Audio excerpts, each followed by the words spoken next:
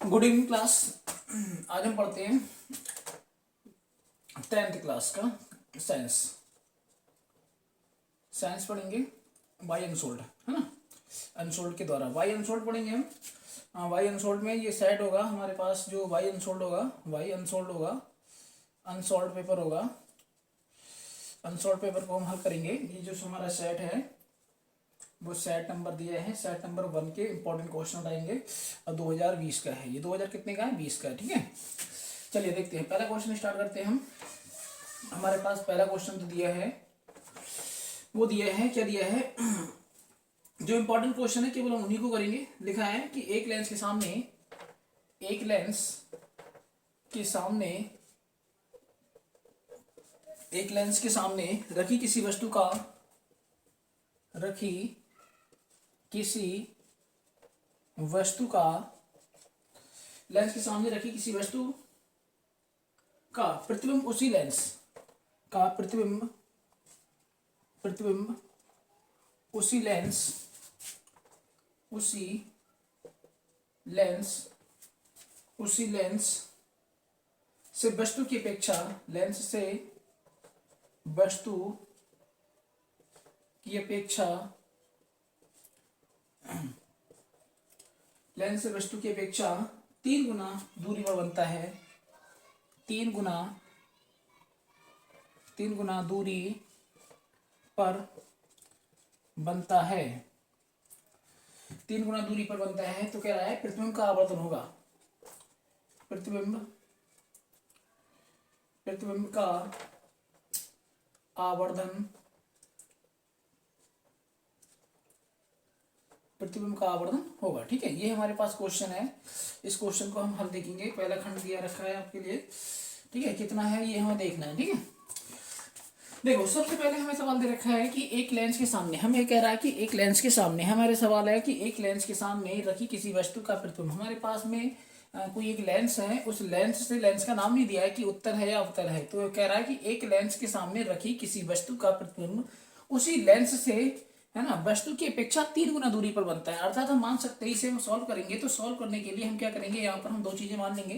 पहला क्या मानते हैं, हम मान लेते हैं कि वस्तु, लेंस से वस्तु की दूरी, हम मान लेते हैं कि लेंस से वस्तु की दूरी, लेंस से वस्तु की दूरी, हमने मान लिया यहाँ पर कि लेंस से जो वस्तु की दूरी है वो हमारी पास कितनी है, लेंस से वस्तु की दूरी जो है वो हमने मान लिया हमारे पास कितना है, u है। कितना है?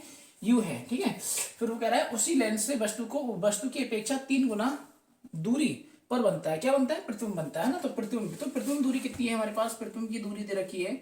प्रतिबिंब की दूरी, प्रतिबिंब की दूरी, प्रतिबिंब की दूरी, प्रतिबिंब की दूरी जो है वो हमारा होता है v। तो v बराबर v होगा, ठीक है। तो v बराबर कह रहा है कि वस्तु से कितने गुना है? 3 गुना दूरी पर बनता है। कितने गुना दूरी पर बनता है?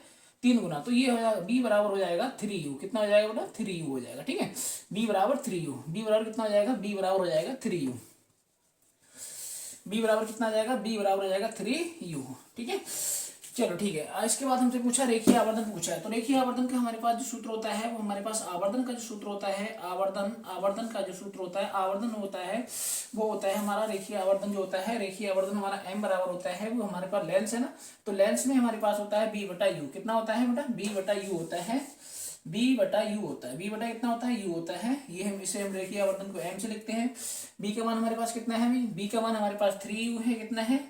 3u है, 3u है। और जो u है उसका मान तो हमारे पास u है ही, ठीक है। u है ही हमारे पास। तो जो मान हमारे पास आएगा निकल करके, है ना, जो तो u से u हमारा कट जाएगा, तो हमारे पास जो रेखीय आवर्धन होगा वो m बराबर आ जाएगा 3। यही हमारा आंसर हो जाएगा, ठीक है। चलिए अगला क्वेश्चन देखते हैं। चलिए अगला क्वेश्चन देखते हैं। अगला क्वेश्चन है हमारे पास, जो आने लायक सवाल है हम वही उठाएंगे केवल भाई, सभी क्वेश्चन नहीं कर पाएंगे। सब क्वेश्चन में बहुत टाइम लगेगा, हमारा एग्जाम भी है 27 को। चलिए अगला सवाल देखते हैं। कह रहा है किसी विद्युत परिपथ में बहने वाली धारा का मात्रक, केवल मात्रा पूछा है, विद्युत धारा का मात्रक, विद्युत धारा का मात्रक, विद्युत धारा, विद्युत धारा का मात्रक, विद्युत धारा का मात्रक। देखते हैं इसमें मात्रक क्या होता है। तो विद्युत धारा का मात्रक हमने पढ़ रखा है ना, हमने पढ़ा था आपने पढ़ा था, सॉरी, Q बराबर आई टी पढ़ा था, कितना पढ़ा था, Q बराबर आई टी। यहाँ से अगर हम आई का मान निकालते हैं तो आई बराबर हमारे पास हो जाता है Q अपन कितना हो जाता है, टी हो जाता है। तो जो आवेश होता है ये हमारे पास आवेश होता है, ये क्या है हमारे पास आवेश है, और ये हमारे पास क्या है, समय है। तो यहाँ पर ये समय हो गया, तो आवेश का मात्रक जो होता है वो हमारा कूलाम होता है, क्या होता है, कूलाम होता है।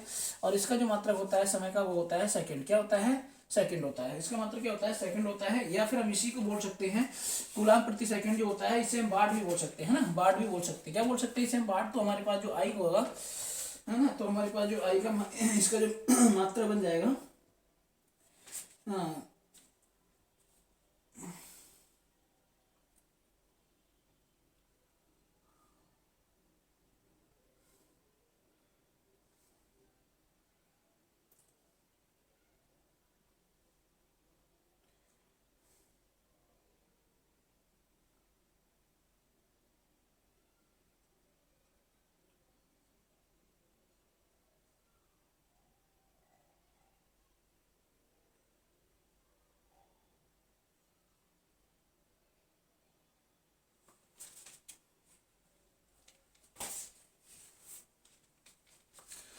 देखिए तो जो आई का मात्रक हो जाएगा वो हमारा, आई का जो मात्रक होगा वो हमारा हो जाएगा कूलाम प्रति सेकंड हो जाएगा, कूलाम प्रति सेकंड हो जाएगा, ठीक है, कूलाम प्रति सेकंड हो जाएगा। और एक जो आई का मात्रक होता है वो होता है हमारा एम्पियर भी होता है, क्या होता है अपना, एम्पियर भी होता है, ठीक है। इसके दो मात्रक होते हैं, एक हमारा एम्पियर भी होता है, क्योंकि हमने देखो ये पढ़ा था पी बराबर हमारे पास में डब्ल्यू अपॉन पे होता है, टी होता है। तो ये हमारे पास पी का मात्रक होता है, ये पी हमारे पास जो डब्ल्यू अपॉन टी, मतलब ये यहाँ से नहीं आएगा, चलो ठीक है। पहली बात तो यहाँ पे दोनों आंसर आ जाते हैं, ठीक है, यही आपका खंड भी दिया है, ऐसे ही दिया। अगला सवाल देखते हैं, ठीक है। वैद्युत धारा का मात्रक पूछा था केवल इसमें, ये हमारा गा खंड था पहले का, किसके था, पहले का गा। चलिए पहले का हम इसमें आगे देखते हैं, हमारे पास जो अनलाइक सवाल है वो देखते हैं भैया। अगला सवाल है हमारे पास, अगला सवाल हमारे पास दिया है कि परिवर्तनशील चुंबकीय क्षेत्र, अगला हमारे पास सवाल दिया है खा है, सवाल घा है। देखो एक मैं ट्रिक बताता हूँ, इस ट्रिक को ध्यान से रखना, याद रखना। ये ट्रिक क्या होता है, यहाँ से सवाल अक्सर पूछा जाता है कि यदि प्रेरित विद्युत भाग बल, यानी कि प्रेरित विद्युत धारा है ना, धारा दायां, धारा दाई, धारा दाई, यहाँ पे कुछ नियम लिख लेते हैं कि फ्लेमिंग के जो दाएं हाथ और बाएं हाथ के नियम में अक्सर कंफ्यूजन होता है। तो बल वाया होता है, यहाँ पे हम लिखेंगे बल वाया, बल वाया, बल वाया, बल वाया, बल वाया, और धारा बल वाया, और हमारे पास में धारा की दिशा जो होती है धारा दाया, है ना, धारा की दिशा जो होती है, धारा दाया, धारा दाया, बल बल मतलब बल वाया, बल वाया, बल क्या है, बल वाया है, जो रह जाएगा वो हमारे पास धारा। अगर हम बल की दिशा पूछता है तो वो फ्लेमिंग का बाएं हाथ होगा, क्या होगा वो फ्लेमिंग का बाएं हाथ का नियम होगा, फ्लेमिंग के बाएं हाथ का नियम होगा, याद रखना ये बात हमारी। फ्लेमिंग का बाएं हाथ का नियम होगा ये, ठीक है, फ्लेमिंग का बाएं हाथ होगा, बाएं हाथ का नियम होगा इसमें कब, और दाएं हाथ कब होगा, ये हमारा होगा फ्लेमिंग का दाएं हाथ का नियम, है ना, फ्लेमिंग का दाएं हाथ का नियम, ये फ्लेमिंग का दाएं हाथ का नियम हो जाएगा, फ्लेमिंग का दायां हाथ, ठीक है, दायां हाथ। ये दोनों इंपॉर्टेंट है, बहुत इंपॉर्टेंट क्वेश्चन है, यहाँ से 1 नंबर का सवाल बनता है, अक्सर पूछा जाता है। बल है तो दायां, बल है, अगर बल दिया हुआ है तो बायां होगा, धारा है तो दायां होगा, ठीक है। यहाँ पर याद रखना हमेशा कि बल वाया, बल वाया, बल वाया, धारा दाया, बल वाया, धारा दाया, ठीक है। इसी से आप लगा देंगे लॉजिक, और आपसे पूछेगा कि धारा की दिशा पूछ सकता है, कभी बल की दिशा पूछ सकता है, तो आप तुरंत लगा देंगे इसे, ठीक है। फ्लेमिंग के दाएं हाथ का नियम और फ्लेमिंग के बाएं हाथ का नियम। चलिए अगला क्वेश्चन देखते हैं, बहुत सारे क्वेश्चन है भाई सीरीज, उम्मीद करता हूँ मिलेगा भी अच्छा, इनमें से आधा पेपर तो आपको मिल ही जाएगा। चलिए अगला सवाल देखते हैं। हाँ, उत्तर लेंस की फोकस दूरी, देखो अगला सवाल आपके लिए दे रखा है, मैं केवल इंपॉर्टेंट सवाल ही उठाऊंगा बेटा, हाँ ज़्यादा इंपॉर्टेंट सवाल, केवल इंपॉर्टेंट सवाल का यूज करूंगा मैं, ज़्यादा टाइम नहीं खराब करना है हमें।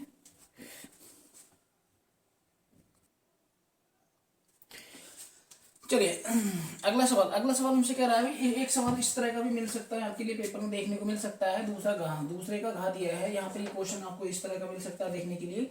फोकस दूरी दे रखी होगी, फोकस दूरी आपको दे रखी है, फोकस दूरी दे रखी है 20 सेंटीमीटर दिया है, कितना दिया है 20 सेंटीमीटर दिया है, और हमसे क्षमता पूछिए, क्षमता मतलब पी होता है, तो हमें यहाँ पे जानते हैं क्या होता है कि पी बराबर जो होती है वो होती है 1/f, जो होता है वो हमारा माइनस का कितना होता है, एफ होता है मीटर में, कितना होता है मीटर में होता है, ठीक है। पी बराबर हमारे पास जो एफ होता है, एफ हमारे पास क्या, अवतल है ना, उत्तोलन, कोई बात नहीं, 1/f, 1/f, f का मान हमारे पास कितना है 20 है, ये हमारे पास किस में आया, मीटर में आया। अगर हमें सेंटीमीटर में दिया होता, क्योंकि यहाँ पर हमें सेंटीमीटर दिया है, तो हम इससे क्या करेंगे, यहाँ पर हम जानते हैं क्या होता है, 1 मीटर बराबर होता है 100 सेंटीमीटर। कितना होता है, 100 सेंटीमीटर होता है। तो इस सेंटीमीटर को हम जब यहाँ लगाएंगे सेंटीमीटर की जगह हमें क्या बदलना है, मीटर बदलना है, तो हम यहाँ पे सेंटीमीटर रोकेंगे, तो हमारे पास में जो मान चेंज होकर आ जाएगा वो भाई कितना हो जाएगा, वो हमारा चेंज होकर आ जाएगा।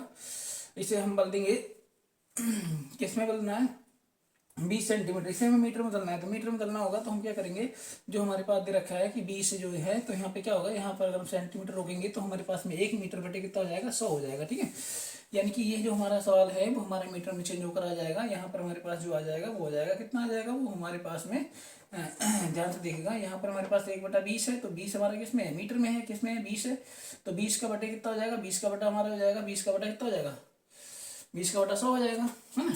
तो 20 का बटा 100, 20 का बटा कितना हो जाएगा, 100, ये हमारा बदल के आ जाएगा, काय में आ गया, मीटर में, काय में बदल के आ गया, ये मीटर में आ गया हमारा आंसर।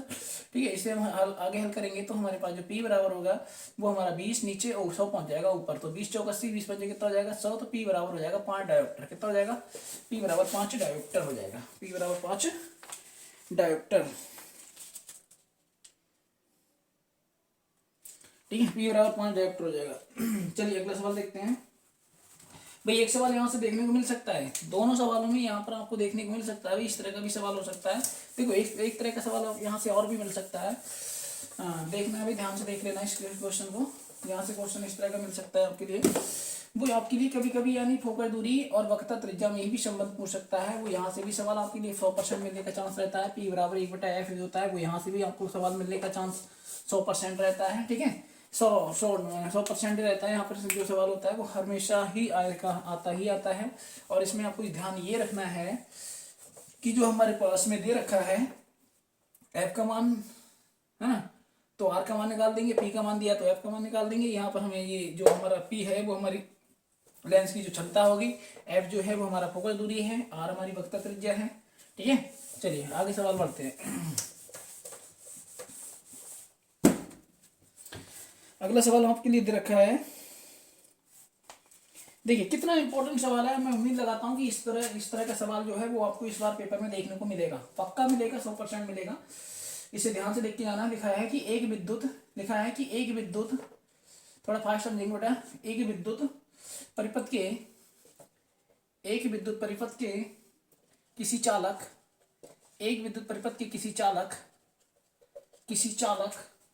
में बहने वाली धारा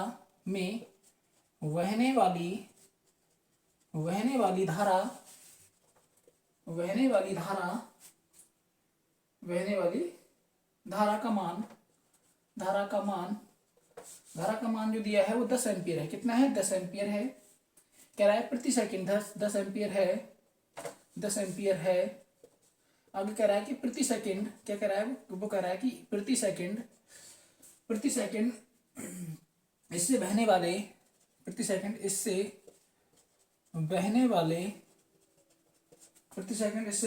इलेक्ट्रॉनों की संख्या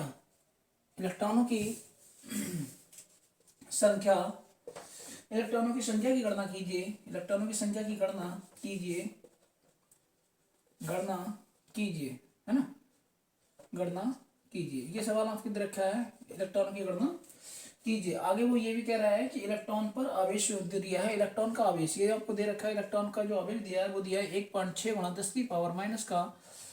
10⁻⁻⁰ और यहाँ दिया है कूलाम। क्या दिया है, कूलाम दिया है। ठीक है, चलिए देखो ये सवाल आपके देखा है, मेरा उम्मीद ये है कि ये सवाल इस तरह का 100% आपको मिलने का चांस रहेगा। अच्छा सवाल है और यहाँ से पेपर में बनता भी है सवाल। एक सवाल आपको यहाँ पे आएगा, ध्यान से देखना भाई। इसमें हम क्या करते हैं, यहाँ पर हम इसे सॉल्व करते हैं। तो सॉल्व करने के लिए हम क्या करेंगे, सबसे पहले आपको ये देखना है कि एक विद्युत परिपथ में किसी वैद्युत चालक में बहने वाली धारा, ये आपको धारा दे रखी है। क्या का मान है, ये आपको धारा का मान दिया है। तो धारा हमारे पास जो आई होती है, धारा आपको दे रखा है, कितना दिया है, 10 एम्पियर। कितनी दे रखी है, 10 एम्पियर। कह रहा है प्रति सेकंड, यानी कि हमारे पास जो समय है, जो t बराबर जो दिया है वो हमारा प्रति का मतलब होता है 1 सेकंड दिया है। ठीक है, समय कितना हो गया, समय हो गया हमारा 1 सेकंड। वो कह रहा है इसमें बहने वाले इलेक्ट्रॉन की संख्या जो होती है वो हमारी इलेक्ट्रॉन संख्या वो हम n मानते हैं। क्या मानते हैं बेटा, n मानते हैं। यहाँ इलेक्ट्रॉन का मान दे रखा है 1.6 × 10⁻⁻⁰ कूलाम। ठीक है, हमने यहाँ पर जो है वैद्युत धारा करंट से हमने जो फार्मूला होता है वो हमारा होता है Q बराबर होता है बेटा n ही। क्या होता है, Q बराबर n। ये समीकरण नंबर 1 हो गई। हमने मान लिया इस समीकरण नंबर 1 और यहीं पर एक फार्मूला और होता है, वो होता है Q बराबर IT होता है। कितना होता है? Q बराबर IT। समीकरण नंबर ये 2 हो गए, ठीक है। यहाँ पर देखो दोनों हमारे पास आवेश हैं, दोनों क्या है? आवेश हैं, तो हम लिख देंगे समीकरण 1 बराबर कितने से? 2 से। यहाँ 1 बराबर 2 से करेंगे तो NE बराबर हमारे पास हो जाएगा IT। कितना हो जाएगा? NE बराबर हो जाएगा IT, ठीक है। यहाँ पर n का मान हमें निकालना है। क्या निकालना है? n का मान निकालना है। यहाँ पे E जो है हमारा इलेक्ट्रॉन है, ठीक है। यहाँ पर हमारे पास IT और बटे में हो जाएगा इलेक्ट्रॉन। क्या हो जाएगा? इलेक्ट्रॉन हो जाएगा, ठीक है। इसे आगे हल करते हैं। देखो यहाँ पर n बराबर हमारे पास में I जो है, I का मान हमारे पास दे रखा है, कितना दिया है? 10 एम्पियर दिया है। कितना दिया है? 10 एम्पियर। इस एम्पियर को अगर हम मीटर में बदलना चाहें तो आप जानते हैं कि एक एम्पियर बराबर होता है, वो होता है 10 की पावर, 1 एम्पियर होता है 10 की पावर माइनस का 10 मीटर, है ना। एंगस्ट्रॉम नहीं है, एम्पियर है ना, कोई दिक्कत नहीं, इससे एम्पियर है। एंगस्ट्रॉम थोड़ी है ना, एम्पियर है। एंगस्ट्रॉम में तो चेंज करना पड़ता है। 10 एम्पियर धारा दे रखी है। और टी जो है समय, समय हमारे कितना दिया? 1 दिया है। और बटे इलेक्ट्रॉन, इलेक्ट्रॉन का मान आपको दे रखा है 1.6 गुणा 10 की पावर माइनस का कितना दिया है? 19 दिया है। कितना दिया है? 19। यहाँ से जब हल करेंगे तो n बराबर हमारे पास जो 10 दिया है, 10 गुणा 10 की पावर हो जाएगा, कितना हो जाएगा? 19 हो जाएगा। ऊपर जाएगा, यहाँ हो जाएगा 1.6, यहाँ से 5 हटाएंगे, यहाँ पर एक 0 बढ़ा देंगे, ठीक है। n बराबर आ जाएगा 100 गुणा 10 की पावर हमारे पास में 19 हो जाएगा, बटे कितना हो जाएगा? 16 हो जाएगा, ठीक है। 16 से इसे भाग लगा देंगे और हमारा आंसर निकल कर आ जाएगा। इसे भाग करा देंगे और यही हमारे पास में आंसर आ जाएगा। उसने पूछा था इलेक्ट्रॉन की संख्या। बड़ा इंपॉर्टेंट सवाल है। इस तरह का सवाल आपको बोर्ड परीक्षा में देखने को मिल जाएगा, 100% मिलेगा, मेरा मानना यही है। हर हाल में ये आएगा ही आएगा। चलिए सवाल अगला करते हैं। चलिए इसे में डालते भैया, रफ करते हैं, इतना टाइम नहीं है ना, हमें बहुत तेज फास्ट करना है भैया। आगे देखते हैं।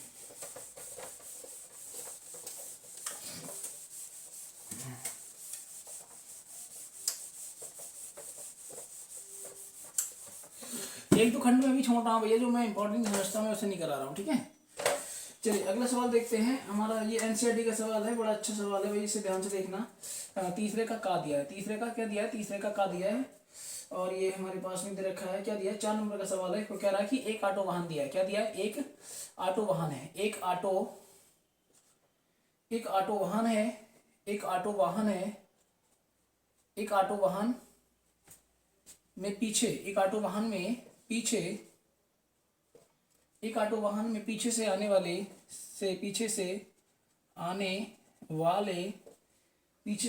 किसी अन्य वाहन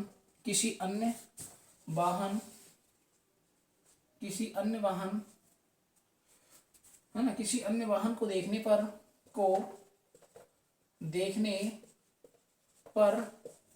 वाहन को देखने के लिए, है ना, देखने के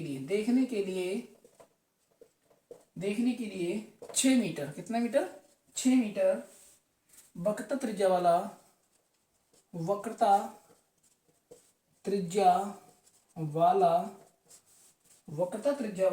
एक उत्तल दर्पण रखा है। एक उत्तल दर्पण रखा है। एक उत्तल दर्पण रखा है या लगा है? उत्तल दर्पण लगा है, ऐसा लिखो, उत्तल दर्पण लगा है, ठीक है। आगे कह रहा है उसी समय एक वाहन दर्पण से किसी समय एक वाहन दर्पण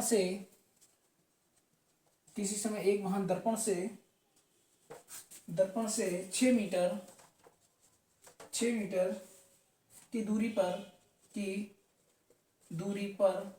है। 6 मीटर की दूरी पर है वगैरह, 6 मीटर की दूरी पर है। तो उस दर्पण में देखने वाले, उस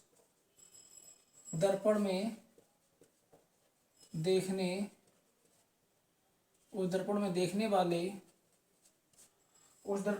वाले उसकी प्रतिबिंब की स्थिति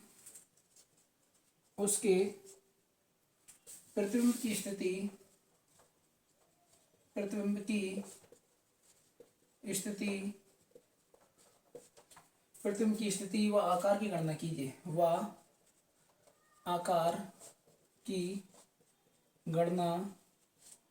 कीजिए। ठीक है, आकार की गणना कीजिए। ये सवाल आपका दे रखा है भैया। चलिए देखते हैं। एनसीईआरटी का सवाल है, इंपॉर्टेंट सवाल है भाई। क्या है कि एक ऑटो वाहन में पीछे से आने वाले किसी अन्य वाहन को देखने के लिए 6 मीटर वक्रता त्रिज्या वाला एक उत्तल दर्पण। देखो यहाँ पर दो चीजें और देखो, यहाँ से ऑब्जेक्टिव भी मिल सकता है। कभी कभी ये पूछ सकता है कि हमारा जो दर्पण जो गाड़ी होती है, तो उसकी गाड़ी का जो अगले वाला जो अग्रदीप होता है, या हम कह सकते हैं जो अगले वाली साइड होती है,